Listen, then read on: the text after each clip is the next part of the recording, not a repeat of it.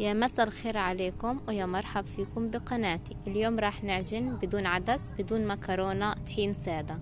راح ننخل الطحين زي ما انتم شايفين، واخيرا حصلنا على الطحين السادة الابيض.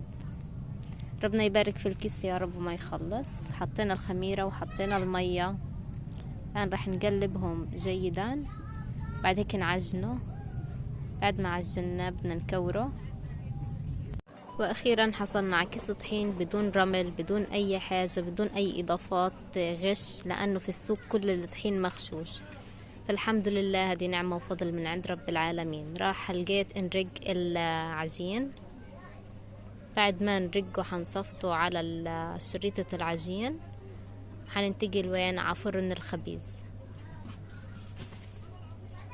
وهيك صفطنا العجين بعد ما رقناه، طالعين وين على المخبز. يا رب ما يكون زحمة المخبز، طبعا احتمال يكون زحمة. تابعوا معانا وشوفوا شو راح نعمل. وهذا هو فرن الخبيز. شوفوا ما شاء الله العجين والنار الفرانة معدلة ما شاء الله عنها. صلوا على النبي يا جماعة.